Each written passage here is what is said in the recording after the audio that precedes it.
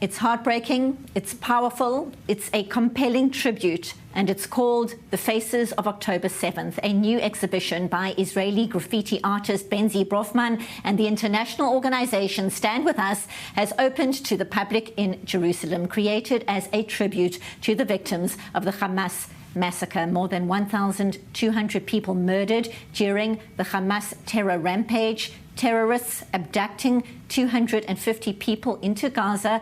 101 are still there, as we just heard in that report, nearly a year since the darkest day in the history of the country.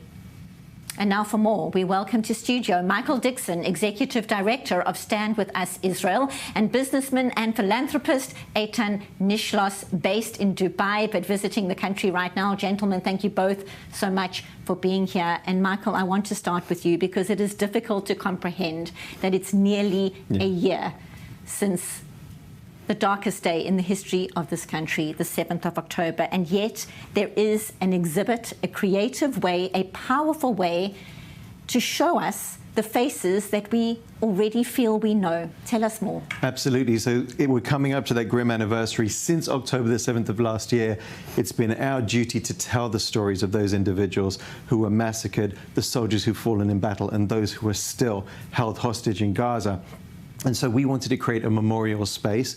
On October the 7th, we'll be holding memorials throughout the world. We'll have the first memorial in the world at 6:29 a.m. On Bondi Beach in Australia, and then commemorations all around the world from London to Sao Paulo. But here in Israel, in Jerusalem, in our visitor center that gets about 10,000 visitors every year, we'll be hosting this Faces of Israel exhibition, which is now open. And we teamed up with artist Benzi Brofman. He was painting at the Nova Festival on October the 6th. He has an incredible story. Tell us. Yeah, well, he received a phone call on that day from his wife, who asked him to come home. She had a bad feeling, and that phone call ended up saving his life. He went back home and, of course, saved his life from the massacre, but he's now committed himself to painting the portraits of those that we've lost, and the portraits are artistic and lifelike and have become a source of meaning for the families who've lost loved ones. And again, so many of us feel like we know these people, we know these faces. Eitan, talk to us about your connection to this project. What resonated with you? You live in Dubai. Yes, I do.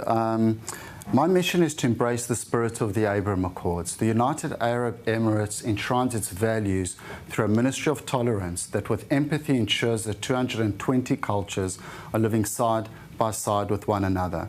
And this October 7th exhibition is providing a safe space for the victims of October 7th, of multiple nationalities, of multiple religious denominations, to mourn, for Israelis to have a safe space to commemorate, and an opportunity for us to communicate with empathy to millions of people around the world of multiple religious denominations, to look them in the eyes, not to deny them, to feel their pain, to join us to bring them home now so that we can look them in the eyes and offer them a promise of a better future. And living in the United Arab Emirates and traveling the way you do, what is the reaction that you are getting from people you interact with about what happened on the 7th of October and, to be honest, what is happening still on this day? Well, I live safely in Dubai, in the United Arab Emirates, under the shaded palm over there.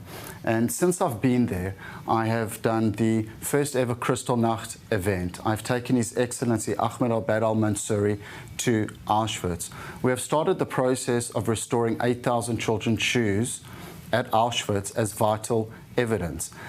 But this epitome, the center of anti-Semitism, comes from conspiracy theories, and it's sustained through denial. And as we're restoring the children's shoes as vital evidence, we're now finding ourselves having to hold onto the pillar of truth so that no one will deny our history, not then and not now. We have to scream the truth until there's simply no more lies left to tell. And Michael, Stand With Us has been so crucial in that fight against anti-Semitism, this bizarre, disturbing spike in the space of this year. Talk us through what stood out for you, what really shocked you about the response to October 7th. Absolutely. Well, like Eitan, we're living the promise of never again, and now is the time where we need to stand up. And so we've seen egregious anti-Semitism, unlike in the Holocaust, where there was some pause before Holocaust denial. It was happening in real time on October the 8th. We saw people on the streets of New York with signs saying resistance by any means. So we have to be as active as we can be. We have a following globally on social media of 1.5 billion interactions since October the 7th. And we're trying to empower young people particularly, but people of all backgrounds and all faiths from all over the world to stand up and have their voice heard. This was a terrible moment, the most awful moment in modern Israeli history and in the Jewish history since the Holocaust. But of course, now we have an opportunity and an awakening, and now we must all come forward and raise our voice.